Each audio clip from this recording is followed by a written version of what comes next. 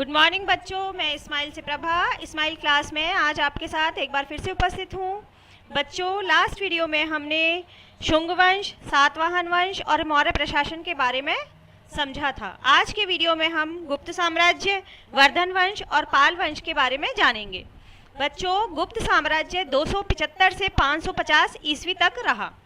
गुप्त वंश की स्थापना 275 ईस्वी में श्रीगुप्त ने की थी। श्रीगुप्त के बाद घटोत्कच गुप्त शासक बना, जिसे महाराज की उपाधि दी गई। घटोत्कच के बाद चंद्रगुप्त प्रथम शासक बना, जो कि 320 से 325 ईस्वी तक रहा और चंद्रगुप्त प्रथम को महाराजाधिराज की पदवी दी गई। चंद्रगुप्त प्रथम ने 319 ईस्वी में एक संवत चलाया, जो कि गुप्त संवत के नाम से प्रसिद्ध हुआ। चंद्रगुप्त के बाद समुद्रगुप्त शासक बना, जो कि 335 से 380 ईस्वी तक शासक रहा। चंद्रगुप्त प्रथम ने समुद्रगुप्त को अपना उत्तराधिकारी नियुक्त किया। उसका आदर्श था दिग्विजय और एकीकरण, यानी कि सबको जीतो और उनको एक करो, यानी उनको मिलाओ, उनका एकीकरण करो। इलाहाबाद प्रशस्ति में समुद्रगुप्त की सैनिक सफलताओं और व्यक्तित्व की जानकारी मिलती है। यह इलाहाबाद प्रशस्ति हरिशेन ने लिखी थी, जो कि समुद्रगुप्त के दरबार में दरबारी कवि था। इसके अनुसार वह विष्णु का भक्त था, परंतु दूसरे धर्मों का समान रूप से आदर करता था। उसने कभी कोई भी युद्ध नहीं हारा था। वह ललित कलाओं में निपुण था, अतः उसे कविराज भी कहा गया। समुद्रगुप्त के बाद चंद्रगुप्त द्वितीय, जो कि उसका पुत्र था, वह शासक बना और उसने 380 से 412 ईस्वी तक राज्य किया। चंद्रगुप्त द्वितीय को देवराज तथा देवगुप्त भी कहा जाता था और चंद्रगुप्त द्वितीय ने मालवा व गुजरात को जीता तथा उज्जैन को अपनी द्वितीय राजधानी बनाया। शक विजय के पश्चात उसने विक्रमादित्य की उपाधि धारण की। कुमारगुप्त महेंद्रादित्य, जो कि 414 से 455 ईस्वी तक शासक रहा। चंद्रगुप्त द्वितीय के बाद उसका पुत्र कुमारगुप्त शासक बना। कुमारगुप्त को ही नालंदा विश्वविद्यालय का संस्थापक माना जाता है। बच्चों, प्राचीन काल में नालंदा विश्वविद्यालय बहुत अधिक प्रसिद्ध था और उसका संस्थापक जो था वो कुमारगुप्त महेंद्रादित्य है, इसीलिए इसका महत्व अधिक हो जाता है। स्कंदगुप्त, जो कि 455 से 467 ईस्वी तक शासक रहा। कुमारगुप्त के बाद स्कंदगुप्त उत्तराधिकारी बना। जूनागढ़ अभिलेख स्कंदगुप्त से संबंधित है। स्कंदगुप्त ने मौर्यों द्वारा निर्मित सुदर्शन झील का जीर्णोद्धार करवाया। स्कंदगुप्त ने हूणों को पराजित किया। अब है गुप्त वंश की सांस्कृतिक उपलब्धियां। भारत के सांस्कृतिक इतिहास में गुप्त वंश का बहुत अधिक महत्व है। गुप्त सम्राट वैदिक धर्म मानने वाले थे। समुद्रगुप्त तथा कुमारगुप्त प्रथम ने अश्वमेध यज्ञ करवाया था। उन्होंने बौद्ध और जैन धर्म को भी प्रश्रय दिया।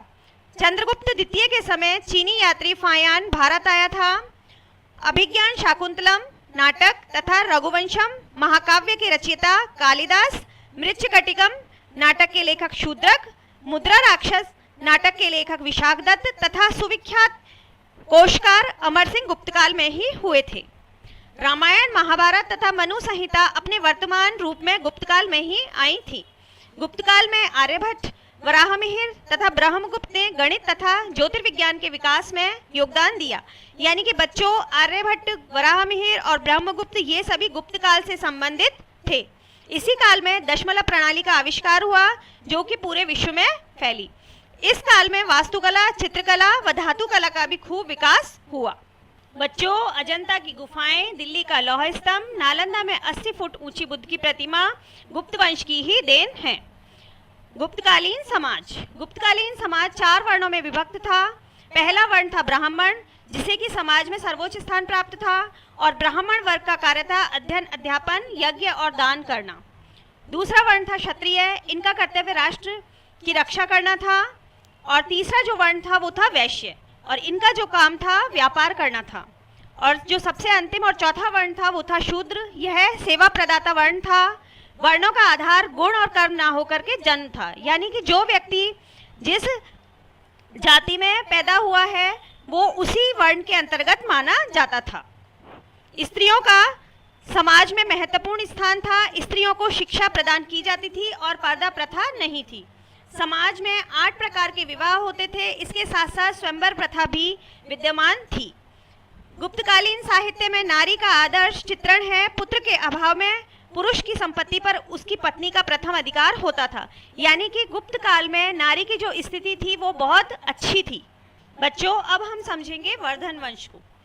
6वीं शताब्दी ईस्वी में दिल्ली के निकट थानेश्वर में पुष्यभूति ने इस वंश की स्थापना की।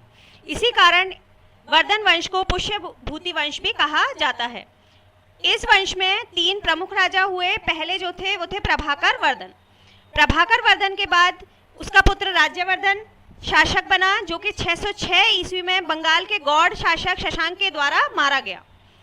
इसके बाद राज्यवर्धन के बाद हर्षवर्धन शासक बना और हर्षवर्धन के कोई पुत्र नहीं था, तो अंतिम जो वर्धन वंश का शासक था वो हर्षवर्धन ही कहलाता है। और हर्षवर्धन के पश्चात वर्धन वंश का अंत हो गया था। बच्चों, हर्षवर्धन ने 606 से 647 ईस्वी तक लगभग 40 वर्ष तक शासन किया। हर्ष के साम्राज्य की सीमाएं उत्तर में हिमाच्छादित पर्वतों, दक्षिण में नर्मदा नदी के तट, पूर्व में गंजाम तथा पश्चिम में वल्लभी तक फैली हुई थी। यानी कि जो हर्ष का साम्राज्य था वो बहुत अधिक विस्तृत था। इसके विशाल साम्राज्य की राजधानी कन्नौज थी। हर्ष ने महाराजाधिराज की पदवी धारण की थी। वह सूर्य और शिव का उपासक था, परंतु बाद में उसका झुकाव महायान बौद्ध धर्म की ओर हो गया था। फिर भी वह सभी धर्मों का आदर करता था। वह बहुत अधिक दान करता था और प्रत्येक 5 वर्ष में प्रयाग नामक स्थान पर गंगा और यमुना के संगम पर वो प्रयाग महोत्सव आयोजित करता था, जिसमें वो बहुत अधिक दान देता था। उसी प्रयाग महोत्सव में चीनी यात्री हेनसांग भी शामिल हुआ था। बच्चों, इसके बाद हम पढ़ेंगे पाल वंश। पाल वंश की स्थापना 750 ईस्वी में बंगाल में गोपाल द्वारा की गई थी। पाल वंश का दूसरा शासक धर्मपाल था। इस वंश का सबसे महान शासक या राजा कहलाता है। धर्मपाल ने अपने राज्य का कन्नौज तक विस्तार किया। वह प्रतिहारों तथा राष्ट्रकूटों के साथ त्रिकोणात्मक संघर्ष कर राज्य को सुरक्षित रखा। यानी कि धर्मपाल के समय प्रतिहार और राष्ट्रकूटों का आक्रमण हुआ था, जिसका धर्मपाल ने बहुत ही अच्छे तरीके से सामना किया और अपने राज्य को सुरक्षित किया। धर्मपाल के पुत्र देवपाल ने भी कई युद्धों में विजय प्राप्त की और अपनी राजधानी को पाटलिपुत्र से बंगाल ले गया। पाल वंश के राजा बौद्ध थे और उनके राज्यकाल में बौद्ध शिक्षा केंद्रों की बहुत अधिक उन्नति हुई थी। पाल वंश के शासक कला तथा वास्तुकला के महान प्रेमी थे।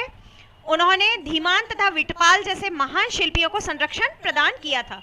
यानी कि धीमान और विटपाल पाल वंश के प्रसिद्ध शिल्पी थे। पाल वंश के 9वें राजा महिपाल प्रथम के राज्यकाल में चोल राजा राजेंद्र प्रथम ने लगभग 1023 ईस्वी में गंगा के प्रदेशों को जीत लिया था। इसलिए 12वीं शताब्दी के मध्य तक पाल वंश की शक्ति क्षीण हो गई थी। बच्चों, आज के वीडियो में हमने गुप्त वंश, पाल वंश और वर्धन वंश के बारे में समझा और पढ़ा। आप इस वीडियो को देखें, समझें और अपने नोट्स बनाएं। Thank you.